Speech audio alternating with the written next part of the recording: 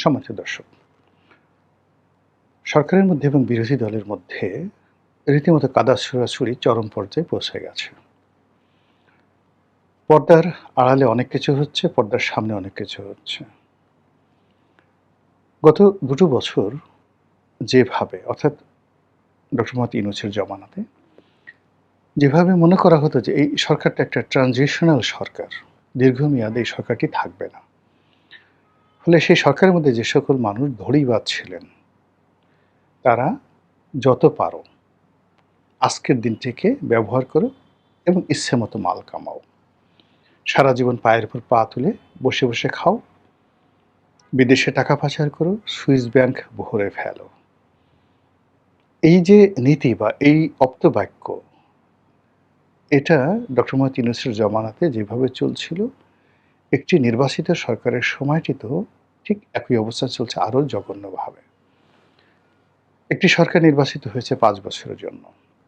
তারা দেশে গণতন্ত্র পুনঃপ্রতিষ্ঠা করবে। গণতন্ত্রের যে স্কুলগুলো রয়েছে, সেই স্কুলগুলো তারা উন্মুক্ত করে দেবে। গণতন্ত্রের যে সাউন্ডগুলো দরকার, শব্দগুলো দরকার, তাল, লয়, ছন্দ দরকার, সেই জিনিসগুলোকে বা গণতন্ত্রের যে প্রবাহগুলো দরকার, সেই প্রবাহগুলো তারা সচল করবে। কিন্তু সেটা না করে সরকার যা কিছু করছে, প্রায় সবকিছুতেই মনে হচ্ছে যে তারা দীর্ঘমেয়াদী কোনো পরিকল্পনা তারা করছে না। যেমন ধরুন, স্থানীয় সরকারে যে সকল প্রশাসক তারা নিয়োগ করেছেন, এটা তাদের দরকার ছিল না। যদি তারা দীর্ঘমেয়াদে চিন্তা করত যে আমরা নির্বাচন দেব, নির্বাচনে জয়লাভ করব। যারা নির্বাচনে জয়লাভ করবে, আমরা বা আমাদের প্রতিপক্ষ তারা নির্বাচিত হয়ে আসবে। কিন্তু এই অল্প সময়ের মধ্যে দলের বিভিন্ন যারা লোকজন রয়েছেন তাদেরকে প্রশাসক হিসেবে, জেলা প্রশাসক হিসেবে, পৌরসভার প্রশাসক হিসেবে, মানে বিভিন্ন জায়গাতে এরকম হাজার হাজার পদ-পদবীতে বিভিন্ন কর্পোরেশনে, সরকারি অফিসগুলোতে যেভাবে নিয়োগ দেওয়া হয়েছে, চারিদিকে শুধু ছি, ছি রব পড়ে যাচ্ছে। একে তো নীতিগতভাবে সরকার এই কাজগুলো করতে পারে না। যদি আপনি গণতন্ত্রে বিশ্বাস করেন, নির্বাচনে বিশ্বাস করেন, একটা নির্বাচিত সরকার কখনো একটি অনির্বাচিত মানুষকে প্রমোট করতে পারে না। এটা হলো ১ম গণতন্ত্রের মৌলনীতি। সেই মৌলনীতিটা সরকার ভঙ্গ করেছে। দ্বিতীয় যে বিষয়গুলো আছে সেটি হলো সরকারের কতগুলো অলংকারিক পদ রয়েছে। সেই অলংকারিক পদ সাধারণত এগুলোকে মানে দলীয় যারা বিভিন্ন সময় সার্ভিস দিয়ে থাকে, দলের বিপদের সময় সাহায্য সহযোগিতা করে থাকে, তাদেরকে উপহার হিসেবে দেয়া হয়। কিন্তু অতীতে আমরা যেগুলো দেখেছি, এই অলংকারিক পদগুলো সবসময় যোগ্য লোকের হাতে দেওয়া হতো। যেমন ধরুন, বাংলাদেশের কিংবদন্তির নাট্যকার, নাট্য অভিনেতা, অধ্যাপক মমতাজ উদ্দিন আহমেদ। মানে তার মতো এতটা জনপ্রিয়, আপনাদের দেখেন টেলিভিশনে মমতাজ উদ্দিন আহমেদের লেখা নাটক, তার অভিনয়, তার শিক্ষা জীবন এক অনন্য ব্যক্তিত্ব। তো এই মানুষটিকে আওয়ামী লীগ সরকার একটি দূতাবাসের ফার্স্ট সেক্রেটারি হিসেবে নিয়োগ দিয়েছিলেন। ফার্স্ট সেক্রেটারি সম্ভবত সিনিয়র সহকারী সচিব, মানে আমাদের ইউনো পদমর্যাদার একজন কর্মকর্তা। তো সেই হিসেবে উনার মতো একজন মানুষ যিনি প্রেসিডেন্ট হওয়ার উপযুক্ত, প্রধানমন্ত্রীও তার ছাত্র, তাকে রাষ্ট্রীয় প্রোটোকলে একজন ইউনো বা এডিসির পদমর্যাদা দিয়ে একজন একটি দূতাবাসে তাকে নিয়োগ দেওয়া হলো। এর কারণ হলো তিনি মুক্তিযুদ্ধের পক্ষে শক্তি, আওয়ামী লীগের সাপোর্টার, এই জন্য তাকে প্রমোট করা হলো। কিন্তু ইনুর জমানাতে আমরা দেখলাম লেদু, গেদু, ধলা, কালা, মানে যাকে তার পছন্দ হয়েছে ডাইরেক্ট সচিব, টিওনো না, ওসি না, ডিসি না, ডাইরেক্ট সচিব, সিনিয়র সচিব, মানে একেবারে ক্যাবিনেট সচিবদের পদমর্যাদায় সচিব, এই হিসাবে তাদেরকে বিভিন্ন জায়গাতে পদায়ন করেছে।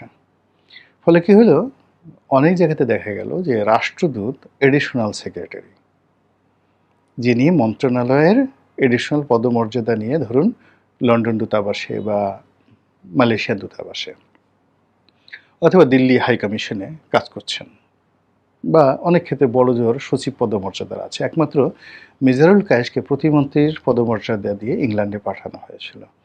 আদার দেন আমাদের যে রাষ্ট্রদূত, অনেক ছোট, ছোট দেশের রাষ্ট্রদূত, এরা ডেপুটি সেক্রেটারি থাকেন, তারপরে জয়েন্ট সেক্রেটারি থাকেন, বড়জোর এডিশনাল সেক্রেটারি, বড়জোর এডিশনাল সেক্রেটারি। তো যেখানে এডিশনাল সেক্রেটারি রাষ্ট্রদূত, সেখানে আপনি একজনকে সচিব পদমর্যাদায় আপনি প্রেস সেক্রেটারি বানিয়ে দিলেন বা প্রেস মিনিস্টার বানিয়ে দিলেন, যে পদে অতীতকালে মমতাজ উদ্দিন আহমেদের মতো মানুষ ছিলেন আওয়ামী লীগ জামানাতে, বা বিএনপির জামানাতে হয়তো এরকম কেউ ছিলেন। তো এই যে ডক্টর মোহাম্মদ ইউনূসের এই কলঙ্কজনক অধ্যায়, মানে সিভিল সার্ভিসটিকে তারা মনে করেছে এটা একটা ছেলের হাতের মোয়া। যে সমস্ত ছেলেরা একটা বিশেষ পরীক্ষায় প্রিলিমিনারিতে পাশ করতে যাবে, এই জন্য তাদের কোনো কোটা চলবে না, মেধা অনুযায়ী তারা পরীক্ষা দেবে, এই দাবিতে যাদের আন্দোলন করেছে তাদেরকে আপনি মিনিস্টার বানিয়ে দিলেন। কোনো সচিব টচিব কিছু দরকার নেই, ডাইরেক্ট মিনিস্টার। তাদের কাউকে কাউকে সচিব বানিয়ে দিলেন, কাউকে কাউকে সিনিয়র সচিব বানিয়ে দিলেন। মানে লঙ্কা কাণ্ড কাকে বলে, গাঁজাখড়ি গল্প আর কাকে বলে। তামিল সিনেমাতেও এই ধরনের ঘটনা ঘটে, যেটা ইউনূস সাহেবের জমানাতে ঘটেছে। এরশাদ জমানাতে তো প্রশ্নই আসে না, শেখ হাসিনা বেগম যে, মানে সব জায়গায় ধারাবাহিকতা ছিল।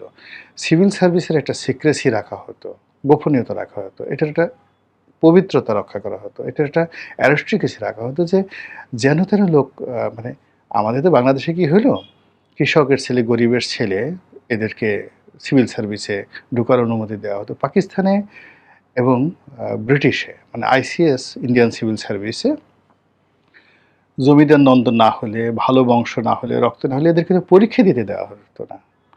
সেইখানে আপনি বঙ্কিমচন্দ্রের মতো মানুষ সিএসপি হতে পারে না, সুভাষচন্দ্র বোসকে সিএসপি হতে হয়েছে। তারপরে সেখানে রবীন্দ্রনাথের ঠাকুর পরিবার থেকে সিএসপি হয়েছে।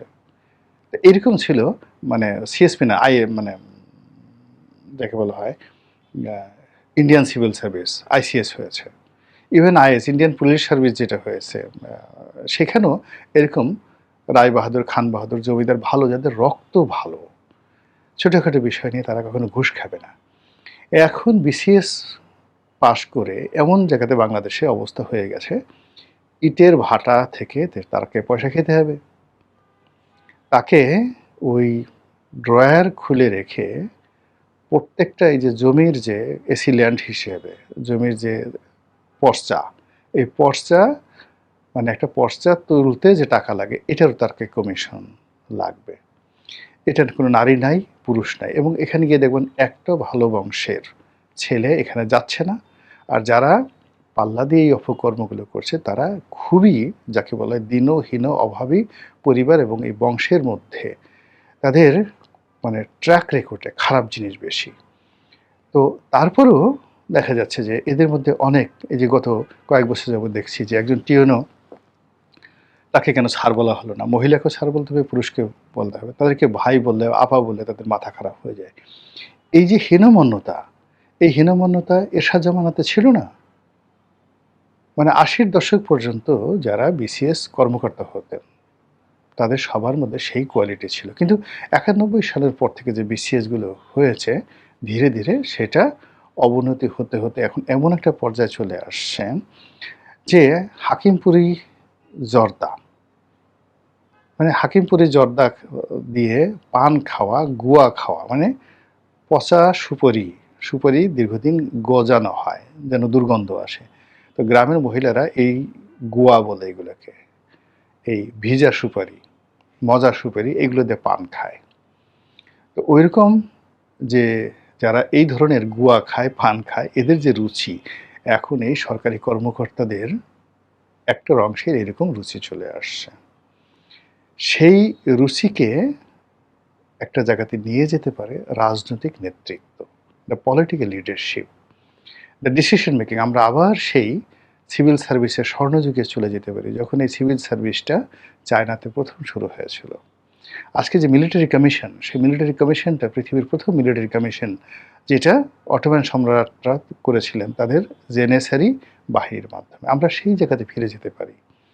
কিন্তু এখন আমরা যেখানে আছি, তার উপরে ইউনূস সরকারের যে রাজনৈতিক সিদ্ধান্ত, মানে ওই যেই গোয়া খাওয়া পরিবার, গোয়া খাওয়া ফ্যামিলি থেকে যে অফিসারগুলো আসছে, তারা প্রথমে চিন্তা করে এই ঘুষ নিয়ে ঢাকা জেলা গ্রামে একটা বাড়ি করা, বাড়ির নাম সেক্রেটারি বাড়ি, বাড়ির নাম জজ বাড়ি, বাড়ির নাম সাহেব বাড়ি, এরকম বিভিন্ন নাম দেয়। এরপরে শহরে একটা অ্যাপার্টমেন্ট কেনা, এরপরে চুরি চামারি করে মরে যাওয়া। এর বাইরে এদের কোনো চিন্তা চেতনা নাই। ঠিক সেই জায়গাটিতে আবার নতুন করে কুঠারাঘাত করে তাদেরকে মানে গোয়া থেকে আরও বাজে জিনিস অভ্যস্ত করে ফেলছে ডক্টর মোহাম্মদ ইউনূসের জামানাতে। এর কারণ হলো যে মানুষগুলো ক্লার্ক হতে পারতো না, যে মানুষগুলো ইউডিসি আপার ডিভিশনাল ক্লার্ক বা এলডিসি লোয়ার ডিভিশনাল ক্লার্ক, একটা সময় যারা ওই শর্ট হ্যান্ড লিখতেন আর যারা টাইপ করতেন, এদের মধ্যে দুটো গ্রেড ছিল, নিম্নমান কারণিক আর উচ্চমান সহকারী, উচ্চমান কেরানি। তো এই কেরানি হওয়ার যাদের যোগ্যতা ছিল না, এমন সব মানুষকে একেবারে সরাসরি সচিব বানিয়ে দেওয়া হয়েছে, এবং সেটা এই জমানাতেও চলছে। মানে তারেক রহমান সাহেবের জমানাতেও এই জিনিসগুলো চলছে, এবং অবাক করার ব্যাপার হলো ইউনূস জমানার চেয়ে খারাপভাবে চলছে।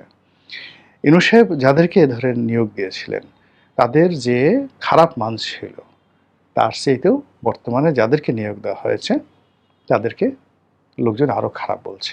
এই গেল একটা। অর্থাৎ আপনার রাজনৈতিক অফিসগুলোতে প্রশাসক দিলেন, বিভিন্ন জায়গাতে এই ধরনের অলংকারিক যে পদগুলো, এগুলো কলঙ্কিত করে দিলেন। আর সবশেষ হলো বিভিন্ন জায়গাতে বিভিন্ন মহিলা নিয়োগ দেওয়া হয়েছে।